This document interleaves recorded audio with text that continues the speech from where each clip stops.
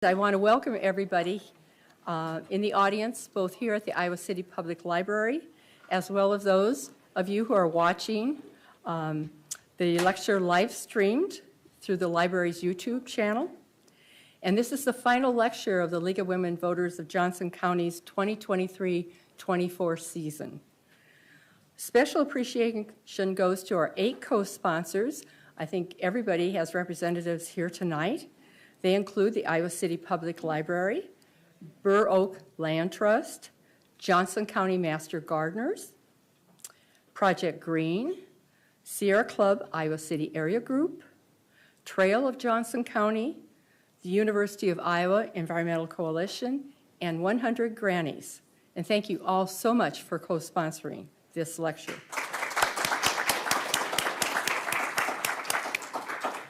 I also want to remind people that we're having a drawing tonight of Connie's most recent book. So hopefully you put your name on a little slip of paper back in that basket, and we'll be doing the drawing at the end of the evening. Now I'd like to introduce to you Dr. Larry Weber, renowned UI professor of hydrology and engineering. Larry was co-founder of the Iowa Flood Center and served as director of IIHR from 2004 to 2018. Locally, he is a past president of the Burr Oak Land Trust, which is one of our evening sponsors. Larry has graciously agreed to introduce his colleague and the evening's keynote speaker, Connie Mutel. Larry.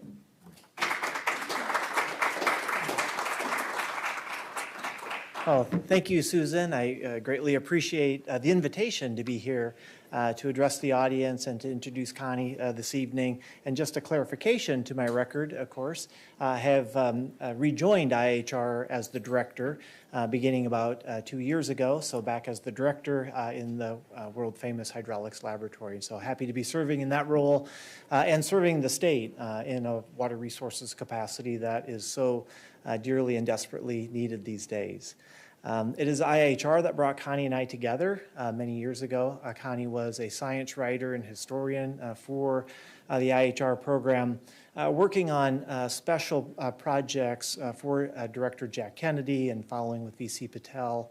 And I had the delight of working with Connie for many years. And I could be here to read Connie's CV and all of her accomplishments, but I wanted to make this more personal tonight. Connie has been a friend.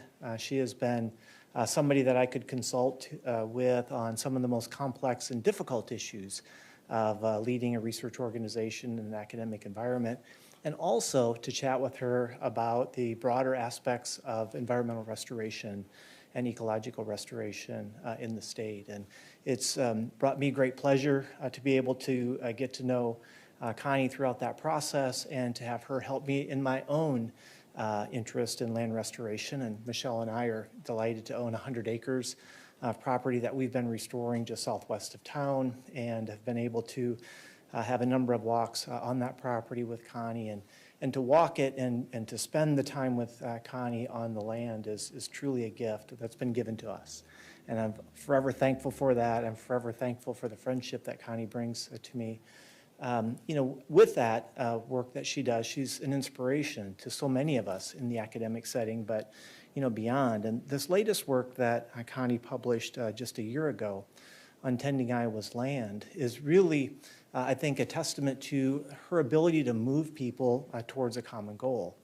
And nothing could be harder than trying to move about 20 different academics towards contributing to a project like this. And Connie worked in her normal, steadfast way, individually committing each one of us, or getting each of us to commit to writing a chapter, and to write in a style that was outside of our comfort zone. Rather than the technical papers that we publish that go into journals that oftentimes are read by only a few like-minded scientists, Connie forced us to write in a style that was much more accessible.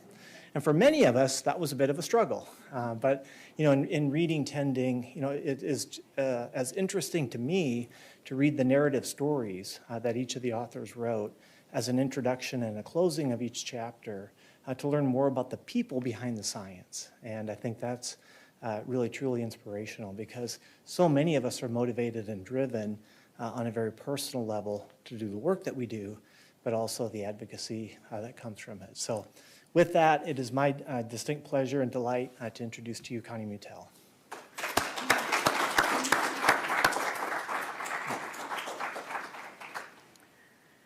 Thank you, Larry and Susan. It's really nice to be here and to see a lot of faces that I know. I think as I get older, I appreciate the friendships as much as the colleagues, and I feel friendship with so many people in this room. So thank you. Thank you for being my friend over my increasingly long life. How else shall I say it? So, Iowa, the beautiful land, ? Envisioning an action agenda for nature and agriculture. Rebecca Conard asked me to do this talk several months ago, and I really, it was like a long time ago, so of course I said, sure, easy. And then I started to think, oh golly, I don't know if I really want to do this, because I was a little bit intimidated. Even though I've talked to League of Women Voters groups in the past, I thought, these people are quite discriminating, and I'm discriminating about nature, but not about some of the more political issues. But if I can figure out how to move the slides forward, here we go. I did, and I'm going to try to give you a talk that will lead to an action agenda, or could help promote an action agenda. I was told I have to be very careful because the League doesn't advocate for things, but you do take position stands, so I'm still trying to kind of put that together. Anyway, I hope I do okay.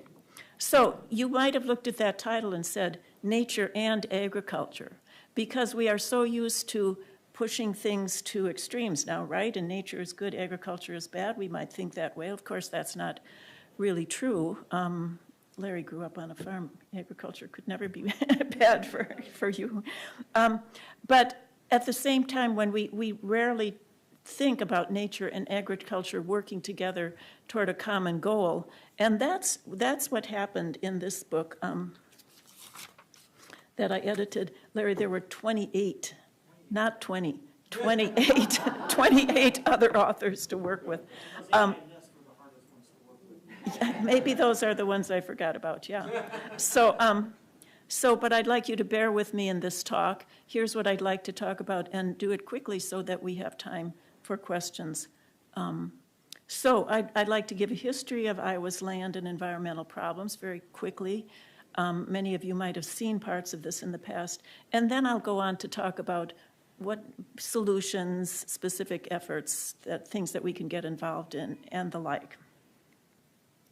So I am an academic, and I've kind of gone from, I say now I go from one talk to the next with little time in between to relax. For most of my career, I feel like I've gone from one book to the next without a whole lot of time to relax. And I found at my advanced age that I have 7 books on Iowa's natural history. So I come to you as a person who has studied the land, looked at the land, thought about what's happened to this landscape for the last 35 years. And this last book, Tending Iowa's Land, is kind of the culmination of that. It looks at all of the problems as a unit and considers the interaction among the problems. And it taught me a whole lot. I learned a lot. And the authors taught me a lot as well. And you might look at that subtitle there, Pathways to a Sustainable Future. And what exactly do we mean by sustainable future? Well, I think sustainability nowadays, with all of the dissension and the stresses and the environmental problems and the political tensions and all, sustainability and resilience is what we want, but we don't feel like we have. So that's the way I might define it right now. Sustainable means that something is able to reach into the future, that we can say, the traditions that I have, for example, I'm capable of passing on to my grandkids, and they're going to be capable of living those same things. And resilience is the ability to bounce back after disturbance. So these two words imply things that are dependable, predictable and stable. 10, 20 years ago, the weather was predictable. We're losing that predictability. And as we lose the predictability, we lose the sense of stability. I find myself thinking, okay, we're going to go to Lake Michigan in a month. Is the water going to have an algae bloom? I wouldn't have thought about that 10 years ago. So these are the qualities that we want in our life, that we yearn for, that we work for. And the biggest thing there is that something is self-perpetuating, right? That something can be going on like a clock that you never have to wind. And that allows life to continue. And quite honestly, I feel like we're increasingly at a point when we don't know what kind of life is going to be found here in 50 years and 100 years. We're living in a very strange time. Iowa today is losing its stability, sustainability, its resilience regarding multiple environmental fronts. And these are the four sections that I cover, 4 topics I covered in the book, with our climate, our water quality, our soils, and the loss of nature. Those are 4 major things. We really can't live without any of those. All of those are necessary for life, and yet they're getting, a little bit more on the rocks as the longer that we live. We might not realize that a mere 200 years ago, Iowa before 1830, was a champion of sustainability. It was one of the, if not the most sustainable, resilient, self-perpetuating, complex and diverse landscapes on the continent. And maybe in all of certainly on the continent it was, but maybe in all of North America. This was North America's tallgrass prairie. It covered about 80% of the state. The other 20% was oak woodlands and wetlands. And the prairies that I always focus on the most, simply because they covered the most land, were really, really, to me, almost miraculous. Well, they were miraculous. They are miraculous. They were here for about 9,000 years. The species of the prairies migrated in here on the what shall we say, toes isn't quite right, the rivulets of the melting glaciers from the southeastern, southwestern United States. And the species got here to Iowa, started to live together, and started to develop ecological or evolutionary codependencies. So what I think about more and more about in terms of ecosystems, when I sit in our house and look out at the beautiful woodland that surrounds us, I think about how the species that are there have evolved together for 9,000 years. And during that time, they have learned to live together without pushing any one species into extinction, right? I mean, that's what we learn when we are forced to live together. We can claim our own territory without killing the things around us, because those other things are necessary for life. And the more complexity that we have in an ecosystem, the more diversity, the more complexity, the more intricate these evolutionary codependencies, the greater their life support functions, the more they can provide. And this led in our prairies to incredible diversity, abundance, and productivity. And again, we can look back to the time of the early settlers here to claim those traits and to say what they mean. The diversity meant that the settlers came to the tallgrass prairies. The tallgrass prairies had 1,000 species. Iowa's tallgrass prairies had 1,000 species of vascular plants. Those are what we call the flowering plants. 1,000 species is an incredible number of species in one ecosystem, in one biome. And they were here in amazing abundance. We can look at the abundance from the numbers that we see, from the great number of caskets of game birds that were shipped to the restaurants in Chicago and in St. Louis. And the incredible heaps of, I don't have this picture here, but of hay and crops that were harvested when the first settlers came in and simply cut a simple cut into the prairie, the rich prairie soils, dropped in seeds, and started to get crops. Productivity, abundance, diversity, birds flying overhead. The quote that I always like the most was something I found in a settler's journal when I was working on the book The Emerald Horizon, about the long-billed curlews that flew over Iowa City and kept the people awake for hours at a time at night because they were so noisy. That's how abundant they were. So all of these traits work together, the complexity, the abundance, the number of species, the diversity, to make that community self-perpetuating. A simple system would not have done it. A simple system can go one direction or veer to either direction, but only you need a complexity of processes and species to be self-perpetuating. And I want to remind us all that there were humans on the land for thousands of years before Euro-American settlers came here, and they had their own form of agriculture as well, but they didn't have the numbers or the technology to influence or to reshape the landscape, except through fire, which they did. But the species again were evolved to adapt to fire. So it was a different kind of a pressure that they put on. So what did nature do? Here we have this natural setting, the prairies, the woodlands, the wetlands. What did it do? Well, the first thing that happened, and the heart of defining the tallgrass prairie, is the soils. Everything comes from the soils. The prairie roots made the soils. Deep, dense roots going down 10, 12, 15, in some cases 20 feet underground, that produced over time 25%, 1/4 of the world's richest topsoils. They formed a living blanket for billions of other species, many species on top of the soil, but also 10 times as many organisms underneath the soil as on top of the soil. So again, very prolific, abundant, diverse, rich communities of interacting organisms. Average of 16 inches of topsoil at the time of settlement. The soils, in turn, controlled the water. The soils were a giant sponge. They were half air spaces and half solids, which meant that if they were 16 inches deep, and if they weren't saturated, then those soils could soak up a rainfall of 8 inches without runoff.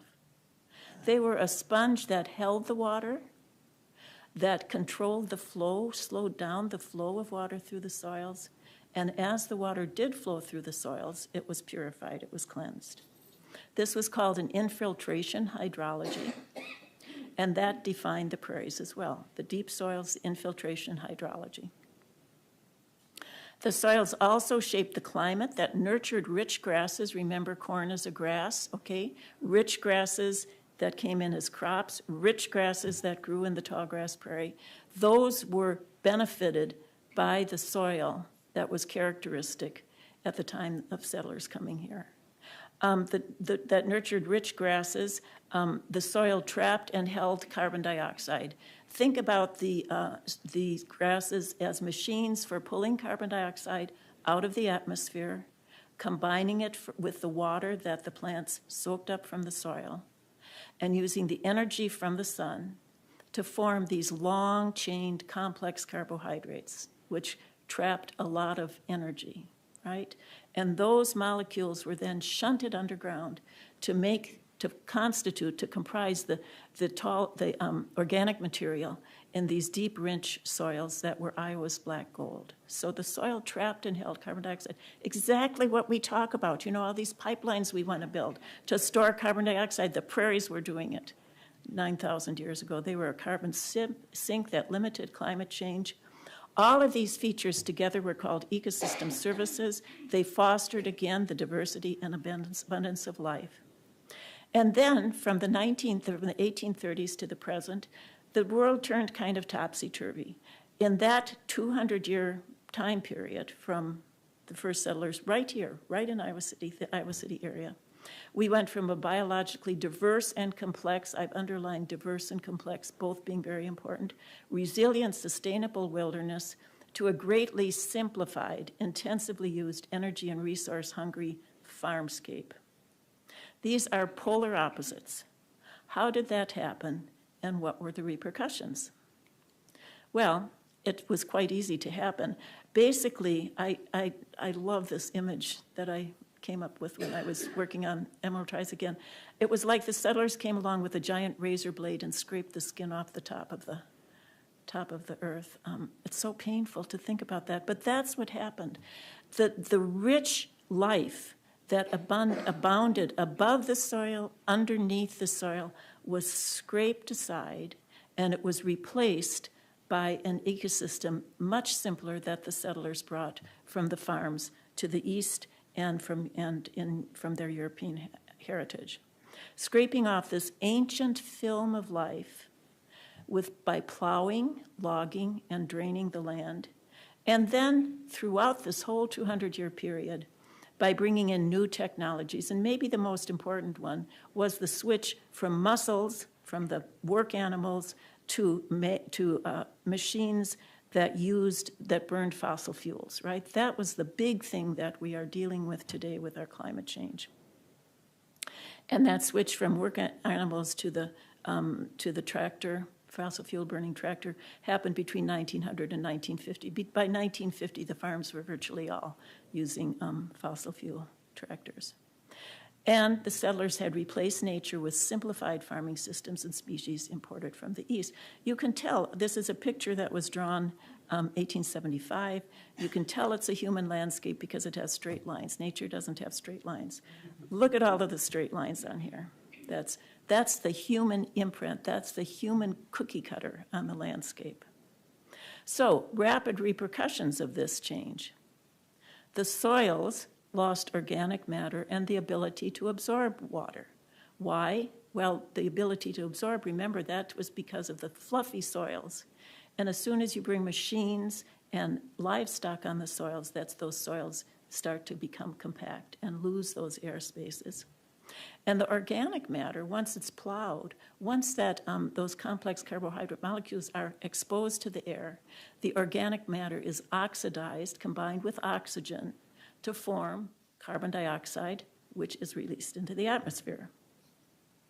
The water was changed from infiltration flows to surface runoff. Now, when you think about water going into the soils, you think about really water going over the surface. That's what we see is in this one picture at the top here. The water flows over the surface.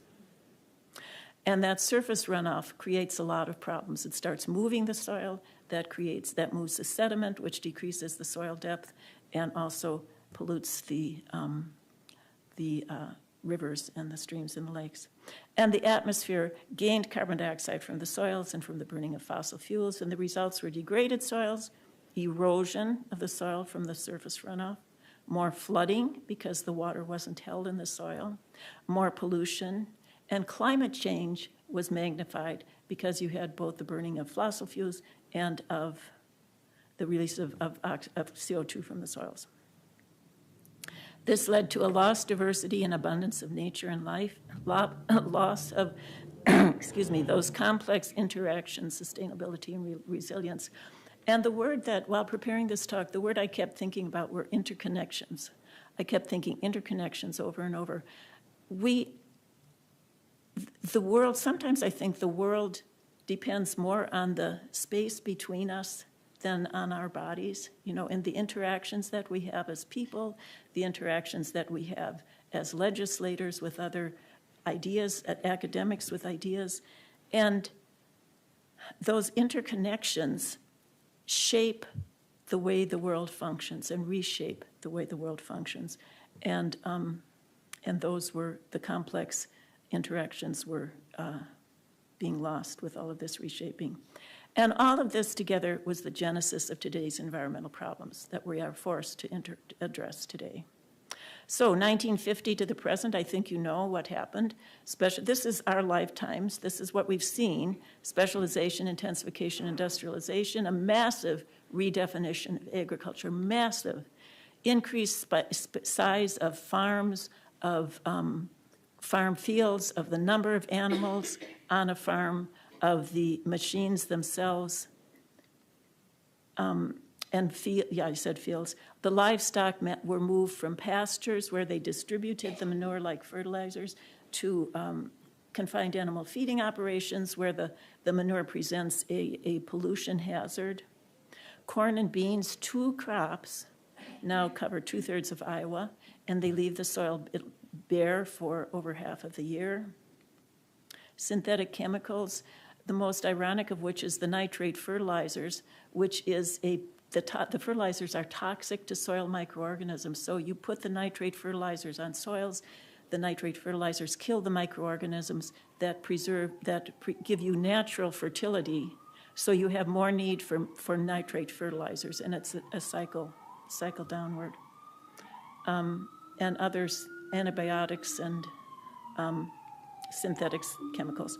Government policies and subsidies. This is a huge subject that we know about, all of the subsidizing of corn and ethanol and the like.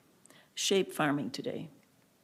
Profit and productivity rather than lifestyle, family values, whatever, now govern much of farming, and which is seen as an industrial business. But I want to emphasize very loudly that this is not all farms at all.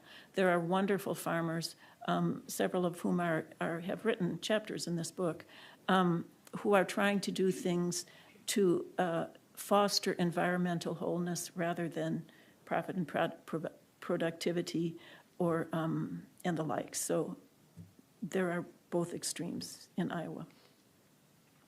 So what are the repercussions of this last 50 years?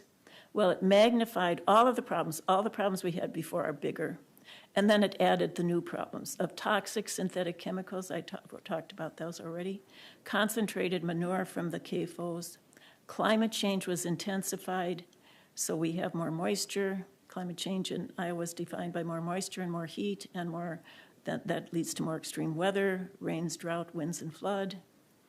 And the elimination of what might have been called wasteland. These are the little nooks and crannies, the places where biodiversity survived, the places where the butterflies and the birds still could go to reproduce and the like, the fence rows. These wastelands have been largely eliminated, at least from the larger farms, and the land is seen more as a factory. So, in summary, we've lost over half of our topsoil. We have the worst, is it the worst water quality or one of the worst? The worst, Larry, in the country? Yeah? Okay, and more floods. Dead zones in our cornfields. There was this, I heard this a couple of years ago on NPR. Somebody went and lived in a cornfield for several days to see what he could find, what forms of life he could find. And in the cornfield, I think he saw 2 small insects in like 3 days. Virtually dead zones from what went from the most rich, species-rich landscape to this extreme simplification. We're in the middle of what's called the 6th mass extinction now, which will lead with time to ecosystem collapse if it progresses the way we fear it might. And climate change is at a crisis stage. Agriculture produces 30% of Iowa's greenhouse gases. In other states, as a whole in the U.S., agriculture creates about 10% of the greenhouse gases, so it's always a big factor. But a third of ours are from agriculture here. And I have a quote that I found just last week, April 9th. This was in an article on the rapid rise. I don't know if you've kept track. That carbon dioxide emissions are really going up rapidly, and scientists are kind of scratching their head and saying, what's going on?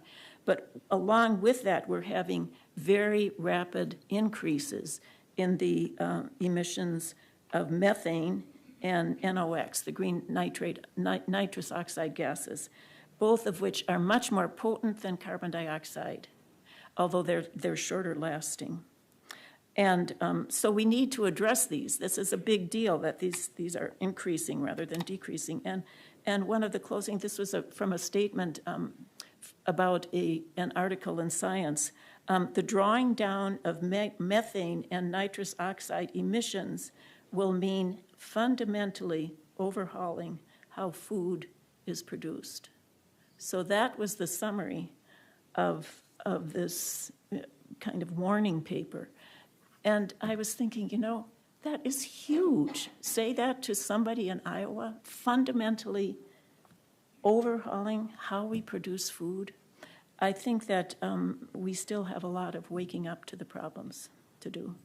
And all of these are national, they're national and they're global problems. The dead zone in the Gulf of Mexico, and Iowa is at the same time that it's shaping climate change and other problems around the world, it is shaped by other problems around the world. So today's crisis states produce a tremendous need for change. We've got to change and do it fast. So before I go to the solutions, I want to emphasize a few basic points. The natural world is not peripheral. It's not another thing that, like Disney World, that if it disappeared tomorrow, we would just say, whew, we don't have to go there anymore. The natural world is the basis of life. Today's problems are not natural. They're created by human activity. They are part of local, global trends. That curve with the two exponential growth curves is the increase in species extinction correlated with the increase in human population. But you could put on increased consumption in the world, increased gas production, increased disappearance or degradation of soils. You could put just about any problem on there, and they're all going to have exponential growth curves. So this is all of these, yeah.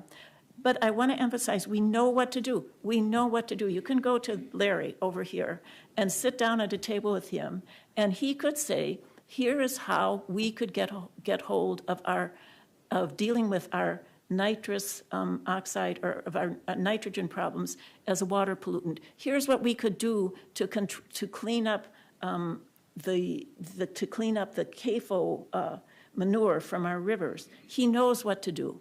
It's just that we're not doing what we need to be doing. And the thing to remember is that the sooner we act, the more we will have to save. So, again, I'm going back to looking at this book, Tending Iowa's Land, and I'm going to look at problem interactions. Okay, so we talked about how these species came up from the southern states and they all kind of meshed together and made this beautiful, wonderful, almost like a mystical landscape of the functioning prairie ecosystem, right? And then people came in and started to mess and cut apart those interconnections. And we started to get problems. So how do these severing the interconnections among the creations, different kinds of ecosystem surfaces, what happens? Well, we can trace this. I could sit here and probably draw interactions on the walls all the way around this room and just keep going, because everything that happens in the ecosystems affects everything else. If you plow the prairie, you get soil erosion, which means you get degraded soils, and you need more nitrate fertilizer, and which means you get water pollution from the fertilizer washing into the rivers. If you plow the prairie, you get CO2 released from the oxidation of the organic compounds, which means that climate change has increased, which means you have more storms and rainfall, which means you have more soil degradation and biodiversity loss. And they all connect in all different ways. I wish I had the computer ability to just have these arrows going every place and magically present it up there, but I don't. But I did find all these circles interconnected. I hope it's not a copyrighted graphic. I don't think it is. And this is the way it is. Everything is connected. We know this. We're all connected. We're all in here together, right? Who wrote No Man is an Island? Wasn't that John Donne, right? Yeah, okay, but here is the thing.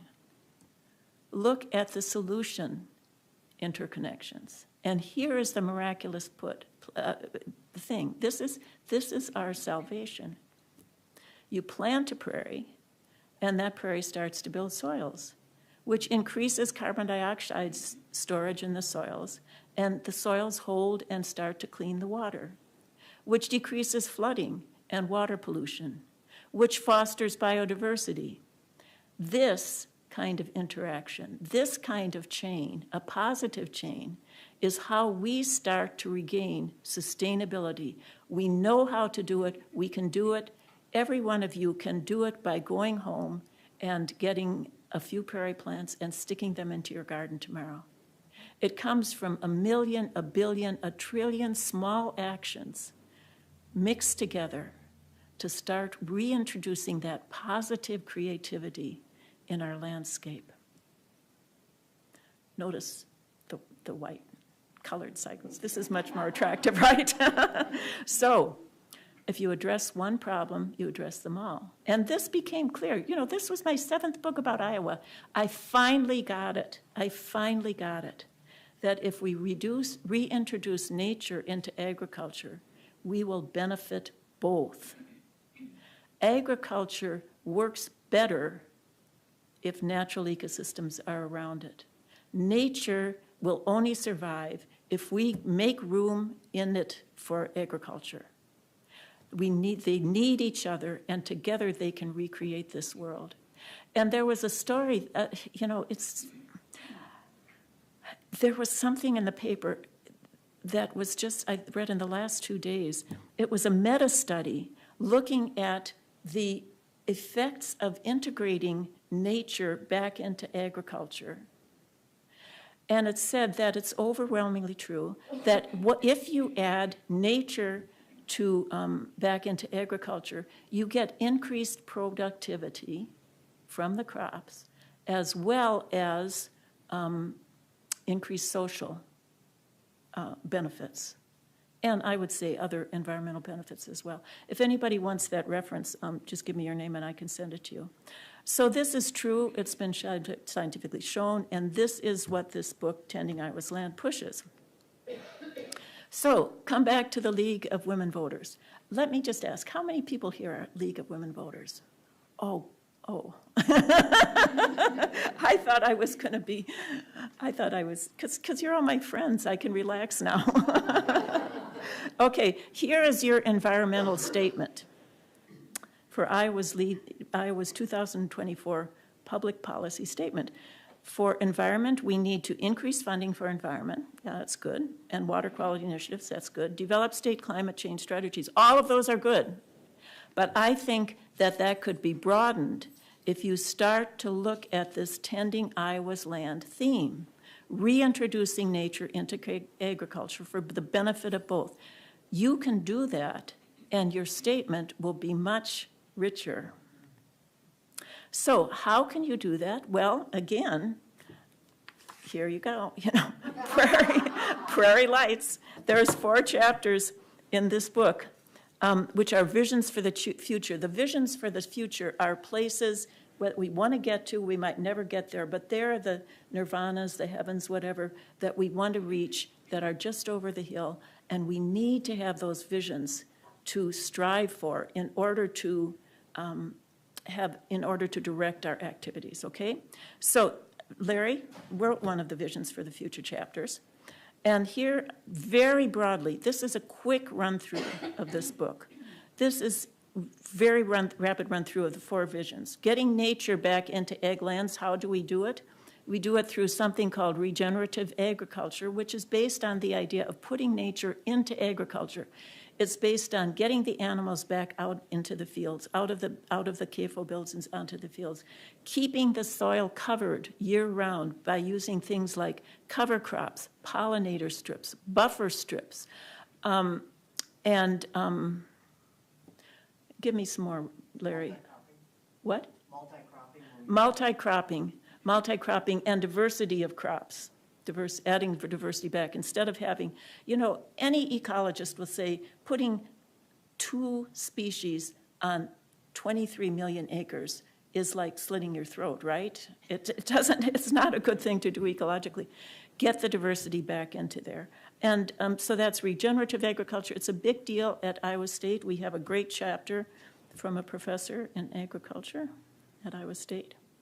And then taking the marginal lands out of row crops and putting them back into nature. It's very understandable. You know, now we're paying farmers to not, or if they want to farm on, you know, a slope like this that's half rock, we will subsidize that, right, Larry? We subsidize that kind of marginal land, and the farmers do it because that's how they get their money. But if you took those lands out of farming and put them back into nature, gave subsidies for natural ecosystem services, it seems like a no-brainer. So marginal lands, and one of those ways of doing it is leaving floodplains for floods, which Larry writes about, adding water structures on uplands. And another thing that's related to both of these things is something called the 30 by 30 plan. How many of you know? No, oh, that's interesting. Okay, 30 by 30 means 30% nature on the landscape by 2030. This started with E.O. Wilson, the biologist E.O. Wilson, who wrote, I think back in the 1990s, he wrote 50 by 50. By 2050, if we had 50% of the world's land in some sort of natural cover, doesn't have to be the most pristine prairie, but some sort of natural prairie or natural ecosystem, it would save the majority of life from mass extinction.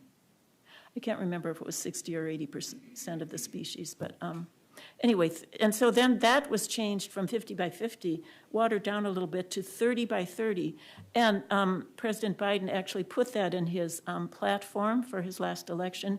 And if you look at the Department of Interior's front page, I did this today, right there it is.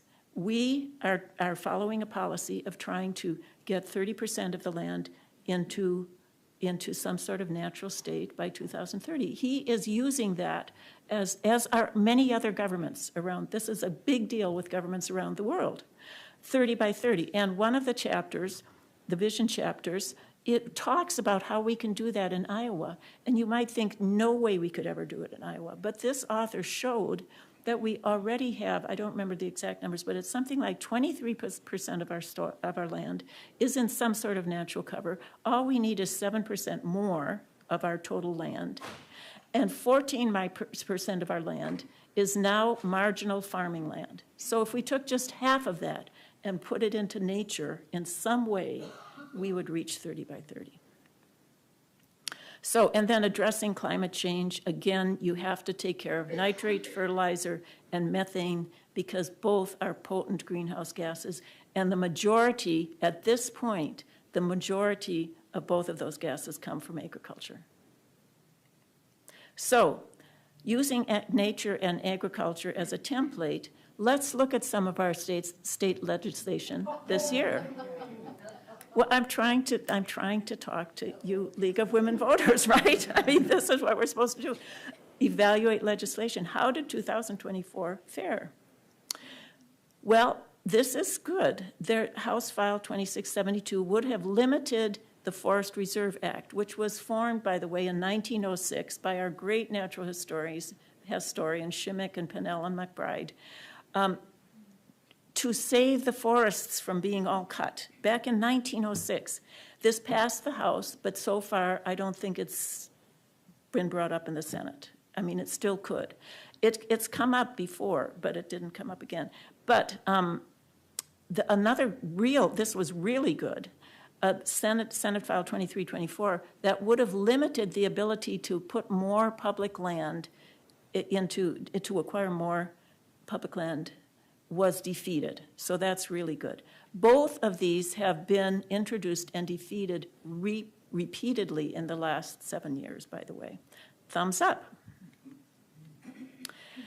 But look at, this is probably the worst one, Senate File 455, removed a community's ability, I didn't do that quite right, ability to control surface runoff in construction areas. That was passed, and it's now our new law, which means that, well, it's complicated. Anyway, what it really means is that we're going to have more runoff of soil and sediment as a pollutant, lose more topsoil and the like from housing construction and other construction. So that's a thumbs down. And also funding appropriations. REAP and DNR are stagnant, and Iowa Water and Land Legacy, which is something we all hope to have funded one of these years, it was not discussed this year. So we know that we have to stay alert and fight bad and good bills both. Advocate for the good, fight the bad. One very good idea that's been proposed on and off since the 1990s would be a buffer bill. Buffers would have multiple benefits: remove sediment and fertilizers, restore water quality, soil health. Those little areas, those little strips along streams and rivers and rivulets would start to reintroduce biodiversity and create habitat for lots of organisms, reduce climate change. The Minnesota had one that was passed, a buffer law started and passed in 2017. 2017, by 2019, they had 98% of their streams compliant. Really, it's been a big success. And these have to be up to 50 feet wide, highly successful. So thinking more broadly, I'm going to try to go kind of fast here. What are local and regional efforts? You know, it's hard to do things with the federal government. It's hard to do things now with the state government, but we do have a county with a good zoning ordinance and a sensitive areas ordinance.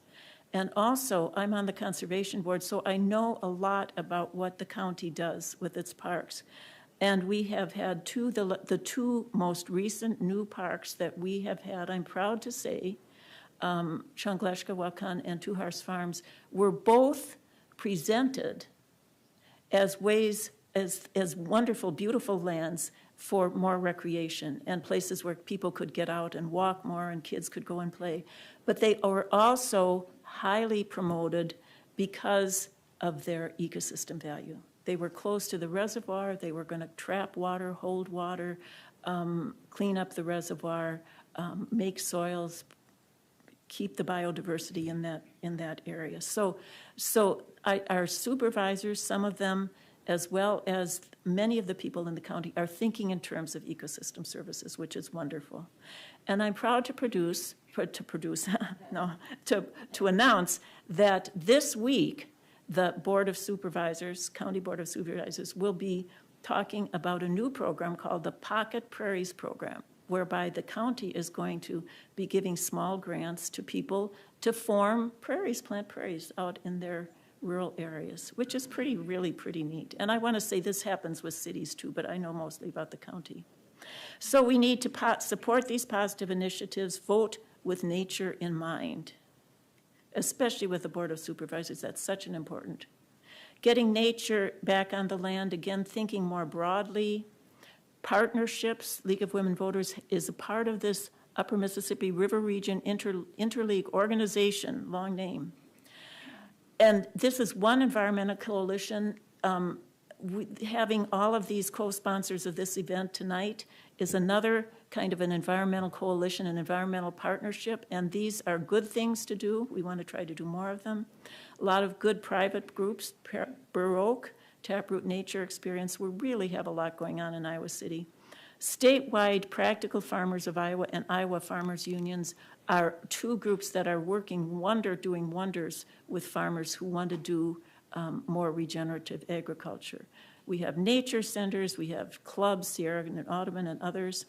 We need to use and support these resources with our volunteering and with contributions. And in closing, I wanted to look at hopes for the future. Again, these are all pretty obvious, but they should be by now. We do have a lot of good farmers, people that care about nature and are trying to do things right. These people still exist here in Iowa. We have many people here who care about and work for nature in Iowa. We know what to do about our problems. I can't say that enough. It's not like somebody can say, well, we don't know what to do. At some point it will be, you know. I mean, if we keep going the way we're going, at some point. But right now, we know what to do. And eventually, things will have to and will change. And the sooner that this happens, the more, again, that we will have to save.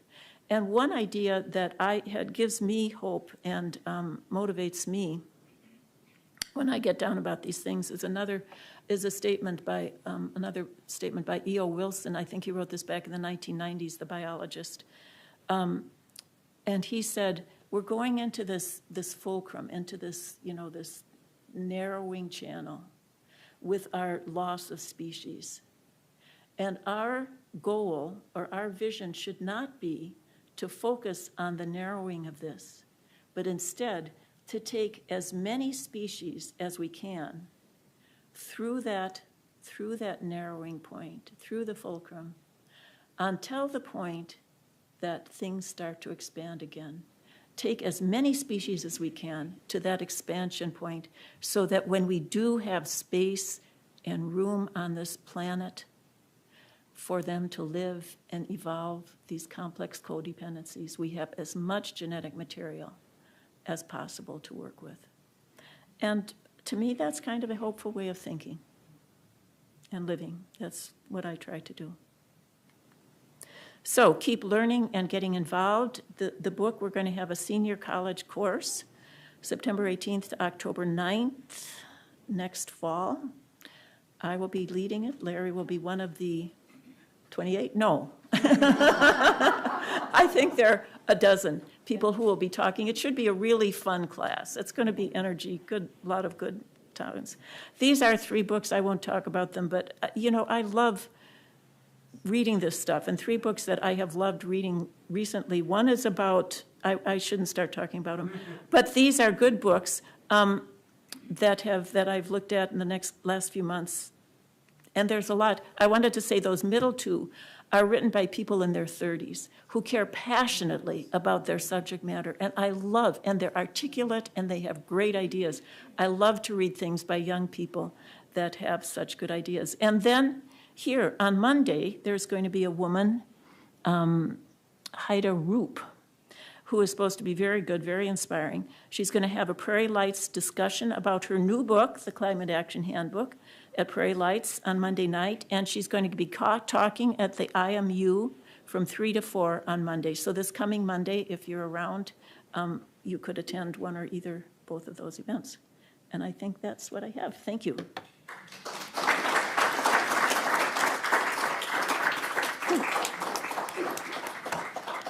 Wow, I think we have a lot to think about and a lot to do in many different ways. I'd like to open the evening now to question and answer. And Paula has a microphone, so if you'd like to ask either Connie or Larry a question, just raise your hand and Paula will bring the microphone. And that will enable not only all of us here in the audience to hear what the question is, but also to hear for the people who are watching live or will see this replayed later to hear the question. So if you have a question, raise your hand and Paula will bring the microphone.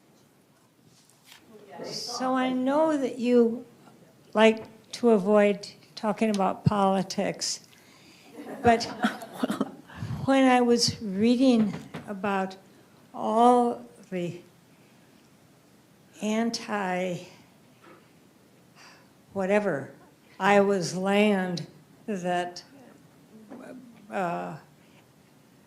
were up for the legislatures to discuss, I just don't know what to do. Yeah. Because I think we have to start with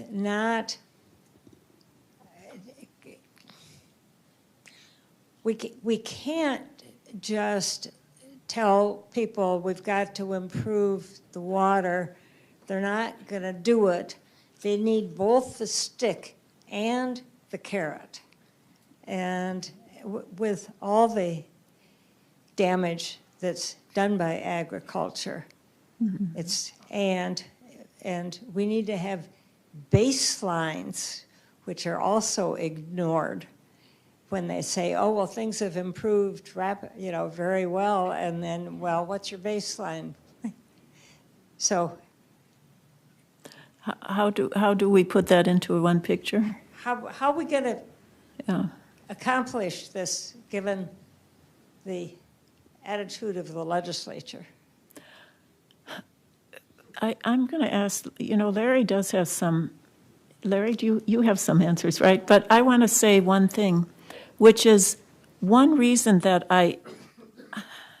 that I just think this book is so powerful, is because you can go to legislators and say, if you do one little thing for water quality, you're also going to do all these other things. It's like the bounty, the benefits of doing any little action just get multiplied.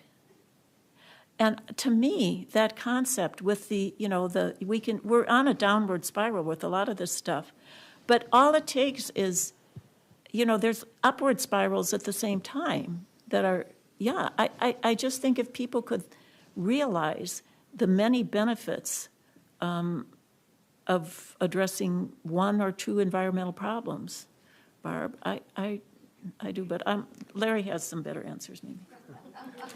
Deny the facts. Well, that's right, yeah, that's true, and what, I don't know the answer to that. So I was really waiting for Connie's answer. I certainly have a lot to say in this area, but we'll start with oftentimes I speak out in many different public forums all across the state, and I start after years of experience where people would come up to me at the end of a talk and they would say, "Well, you must really hate farmers." And that's, nothing could be further from the truth. I come from a farming background. My family, still many are farmers. I very much appreciate the heritage and the quality of life that farming has brought to Iowa. But I think where I have concerns are that we've lost our balance. And I talk about the balances between the agricultural, the economic, the natural, the water, and the human resource. And if we don't have balance across those five areas, then we're not going to have people that want to live in the state, that want to farm in the state, that want to work in the state, that want to raise families in the state. And so we got to find some balance across that. And part of finding balance is to be able to not come with an urban agenda or come with a rural agenda, but to tackle these issues with a science agenda. And so we try to keep our focus on the science. And some of that is in establishing baselines, bringing scientific principles to try to understand the solutions. And Connie's done that in her book with a number of 28 authors that contributed to that. And I think that's part of what we want to do is to try to communicate this to the general public so they can understand the root causes of these issues. And I could probably go on for hours and give you very specific details of different ways that we can move the needle to improve, Iowa's agriculture, Iowa's water, Iowa's natural resources, Iowa's economy, and Iowa's human resource. But it starts with politics because it is our political leaders that make the policies for the state of Iowa. Unfortunately, our state is under the very strong grip of industrialized agriculture and the Iowa Farm Bureau Federation. Period, end of story, full stop. And when we start to look at these bills that have been introduced the last couple of years, the one that's limiting the conversion of private lands to public lands, this is nonsensical. It's absolutely nonsensical. But the reason, what is the only reason for it, is that for every acre that we take out of agricultural productivity and agricultural production is one less acre to sell fertilizers and insecticides and herbicides and pesticides and big green and red machinery to run across it. In 2019, when the Missouri River flooded for the second time, a 1,000-year event for the second time in 8 years, 53 breaches in the levee of the Missouri River resulted in hundreds of thousands of acres of agricultural land that was destroyed. The federal government came to Iowa with $36 million in emergency wetland funding to take row crop agriculture and put it into wetlands in perpetuity. $36 million at $10,000 an acre would convert 3,600 acres into wetlands. In the open enrollment period, voluntarily, farmers came in and raised their hand and said, "Pick me," to the tune of 30,000 acres. Over $300 million in applications came into the Farm Service Agency offices. $36 million were available. So 3,600 acres went out of agricultural production and went into perpetual wetlands.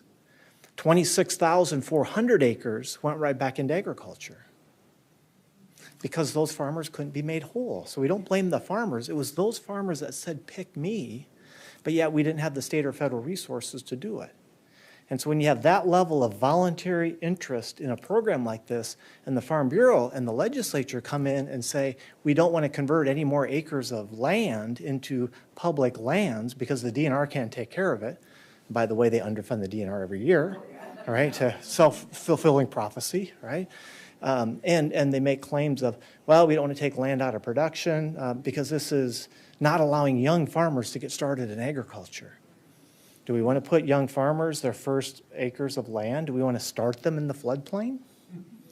What's keeping young farmers from being able to get started in agriculture is not the availability of land because of natural lands. It's because of the largest landowners that go in and pay cash for $20,000 to now $25,000 an acre row crop land. That's what's keeping people out of farming. So it's a complex, and I could continue lecturing, but I probably should stop. But this, I think, is a good advertisement for our senior college class. Right, Larry? Yeah, yes. And Larry understands these things very well, but there are many people who are saying these things and not being heard, yeah. Who else? Heidi. So probably about 25 years ago, I bought 10 acres of land in Johnson County, 4 miles east of here. And I think probably 3 acres of land is on a sloping area towards a little creek that has not been touched. It's in its original condition. And 3 other acres are wooded and also has not been cultivated or moved or anything. It's in its complete original condition. The reason I bought the land was because it has an octagonal barn on it that was built by Frank Longerbeam. Farmer was Joshua Sechrist in 1883. There's no barn like it anywhere in the world. It's open every single day for free. And I'm giving a talk on April 29th at 6 p.m. in the Coralville Public Library. I hope it's okay to say that here. I have given a talk in this room as well, but it's part of this land that you're talking about that actually has not been changed because of the slope it's on, I believe. And I also have some brochures about the barns, about the farmstead, and also about the talk I'm going to give on the 29th, 6 p.m., and there'll be a tour on the following Saturday, as well as bring your own lunch at the barn. So 5 miles east of here in Johnson County, unique place, and it's open every day for free. Thank you. Yeah, I'd like that information when you get done, please. That sounds wonderful. Hi, Connie, or this might even be for Larry. Talking about the politics, it seems that in the last 15 to 20 years, the ethanol production has become all-consuming in the farm ag monopoly in Iowa. And it starts with the government policy of subsidizing the wrong things, of subsidizing the ethanol. We're about 20 or 30 years behind the curve on that. But it's the ethanol plants that are causing the supposed need for the carbon pipelines. And, all of that stuff is going to be irrelevant it's really irrelevant now in many ways, but it's certainly going to be irrelevant in 10 or 20 years. And so it starts with, the government policy of subsidizing carbon reduction is good, but it seems as if it's targeting the wrong elements. There's figures that if you took even 1% of Iowa's farmland and put solar panels on it, that could power almost the entire state.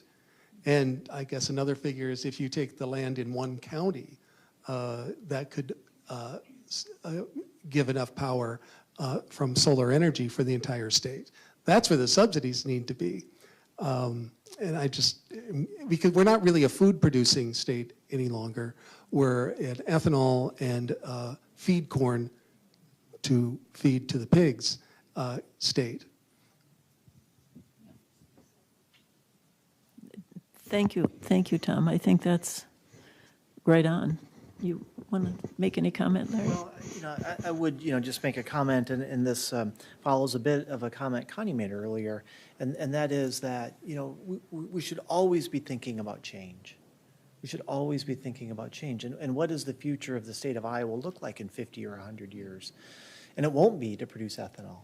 And so, what it feels like is that our state government has been so locked down on ethanol production that they're missing the opportunity of what does the next 10 and 20 and 30 and 50 and 100 years look like. And it's not just simply the current legislature. I'll say, shame on both parties, because I don't recall a presidential candidate coming to Iowa from either party that said anything bad about ethanol. And so, Democrats and Republicans both need to start understanding, the importance of transitioning away from this carbon-based fuel. And ethanol is not the solution.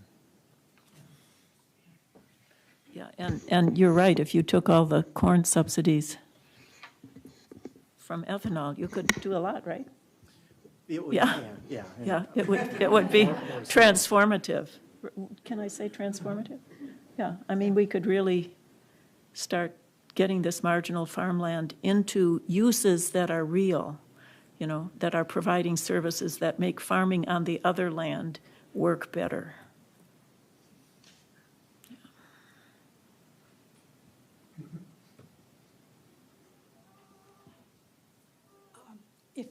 If you could wave a magic wand and get the legislature to do one thing.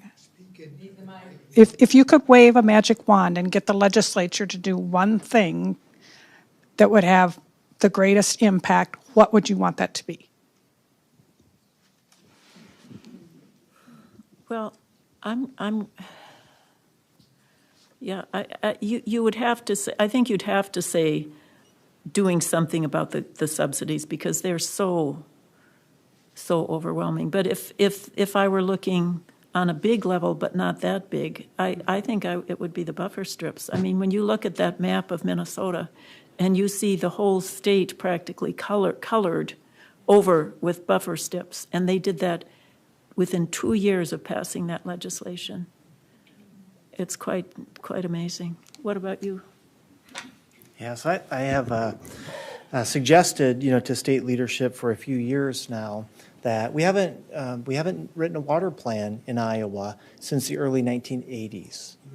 Okay, we've made some failed attempts and very covered attempts towards doing such a thing. And really, when we think about this next 50 years, we need to think about it from a systems perspective. And we need to think about the commons. Our air is common. The sun is a common to all of us, and the water should be a commons to all of us. And so we should be thinking about our water as a resource for which all life depends on, human life and other life. And we got to think about our groundwater as a resource. Keith Schilling has written on that.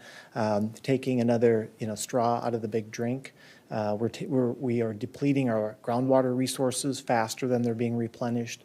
We're using our surface water as if it's unlimited and available forever. And so if we thought about our water as one of the commons and we started to put a water plan together for the state of Iowa, it would change how we use our land. It would change where we put our ethanol and our industries. We're trying to attract other major industries to the state, including big data centers. They use a lot of water. And so we've got to really start thinking about water as a resource, because these are irreversible decisions that we're making. And we've come off of a multi-year drought. A couple years ago, I was involved in a tabletop exercise to euthanize over 10 million head of livestock in northwest Iowa in 2012 and 2013. We were about ready to do the same type of exercise again this year as we've come through this multi-year drought. And so we've got to start thinking about these things in a more holistic systems approach with a longer view. And I'll say something too. Larry knows a lot more than me, but I've got a few more years on him. I've been thinking about it longer than you, Larry. So I'm, what I come down, I love this book, Speak with the Earth, and it will teach you, it says, the subtitle is A Natural History of the Bible. And it talks about how people, if you're a religious person or not, how people were thinking in terms of nature as sacred until nature was separated and kind of given to the scientists, and the scientists started to think, put nature in different, numerical terms. And at that point, nature was less sacred, and thus it could be desecrated. And I just think that we're not going to solve these problems unless we start to think again of all these natural interrelationships, interconnections as sacred. I'm not talking in religious terms. I'm just saying that they are more than anything we can understand, as well as anything that we understand now. There's something way beyond the human ken.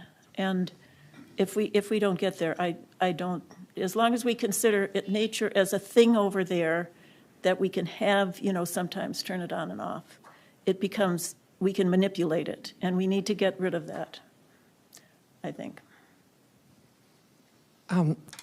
Hi, my name is Galen Wilbetter. I'm a member of the League. I just wanted to say I so appreciate both of you, but especially you, Connie, because you were the main speaker here, just not having us leave so discouraged, which we all have been and can be, and the fact that you said there's things we can do and we all need to do.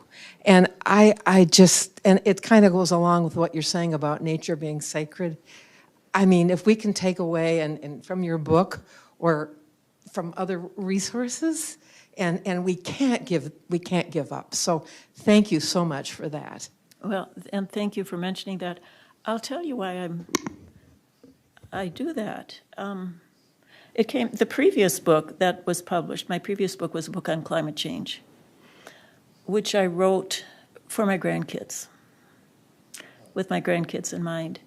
And I gave so many talks on climate change that this is a joke. I thought, okay, if I'm gonna write a book on a different subject, and then I won't have to talk about climate change anymore. but I still have to give all these talks. That's still not quite. That wasn't clear thinking. But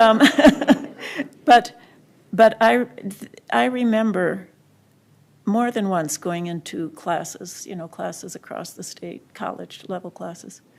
And before I would start to talk, a student or two or three in the room would start to cry. And I said, we cannot do this to our young people. We cannot, to our kids, to our grandkids, to our students, whatever. And I think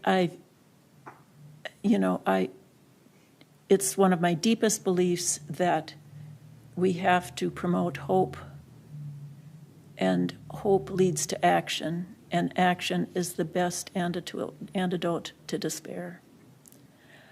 And that's what I try to do with my talks, and that's what I do with this book. One of the things that I'm glad about this is I've had a lot of people say to me that they got really happy when they read it, a book about Iowa's problems.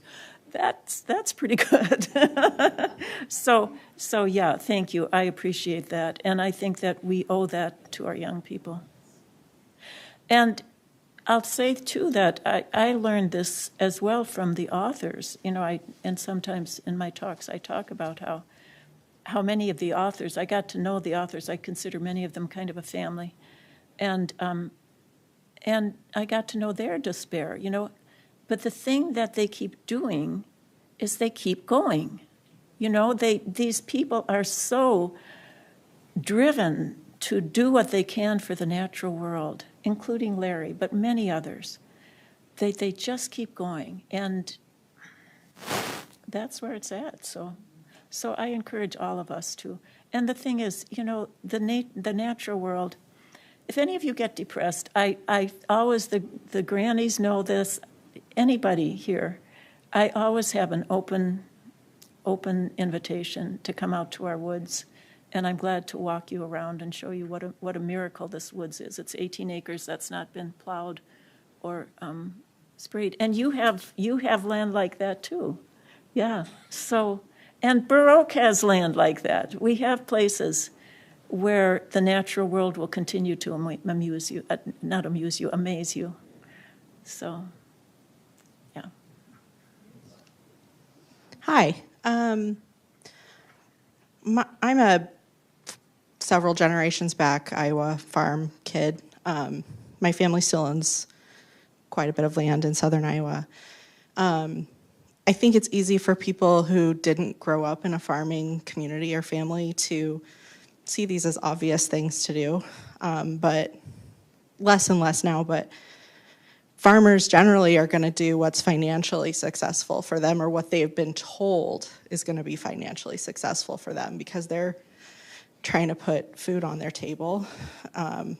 And there are many ways that the things that you're talking about can be financially beneficial to farmers. Can you talk about some of the ways that those things intersect?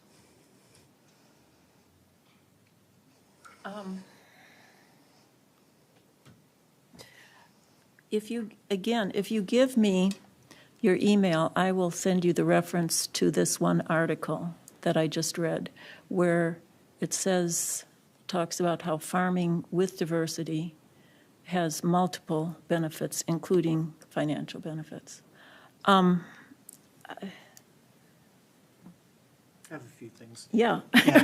So, This no. is why he wrote the chapters. Well, and again, I didn't get a chance to expand on it enough earlier, but, my comment of, I respect and value farmers, having come from a farm family, and know the struggle and know the fight and know the challenge it is, to raise a family and to, produce, a viable living on the farm. When I was a kid growing up on the farm, many of the farm families around us, perhaps the wife had a small, job in town, and it provided a little supplemental income to the farm. But it was really the farm that kept the family, on the land. Today, oftentimes, it is a spouse who's working professionally, who provides for health care and benefits and retirement, while the farm is sort of barely scrapping, or making it by. The economies of scale and the industrialization of agriculture have transformed farming in Iowa. And that's a different type of farming than the farming that I think you and I are chatting about. And so there's a farming operation that's, let's just say, 500 acres or less for no particular reason, that is really motivated by the same values of the family farm that have been in Iowa for, generations. There are farms that are 5,000 acres or greater that are motivated by very different actions. To make those farms profitable, we need policy changes that aren't simply favoring this economy of scale. The industrialization of agriculture is something that's happening at a pace so fast that any work that we're doing in water and natural resources is being overshadowed by the change and the rapid pace of the industrialization of agriculture. In part of the writing, that I did in the book, I talk about, as we continue to increase the pace of intensification of agriculture, we need to de-intensify it in other parts of the state. That could be in the two-year floodplain, or it could be in geographic areas like the Luss Hills or the Driftless area in northeast Iowa. When we talk to farmers that have profitable operations, they're doing no-till, they're doing cover crops, they're bringing small grains back into the crop rotation. That's made it more successful. But, you can't buy, it's hard to sell oats in the state of Iowa. Quaker Oats is going north, to get most of their oats from Canada and Minnesota. We need to bring small grains back into the landscape.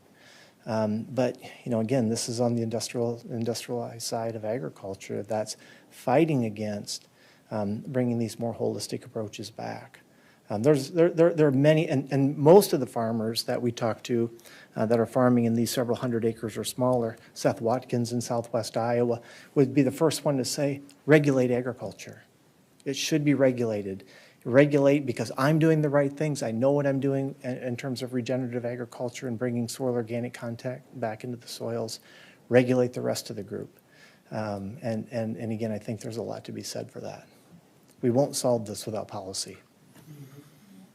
And let me just say that there are 4 or 5 chapters by farmers in the book, and that they would be maybe interesting for you to read.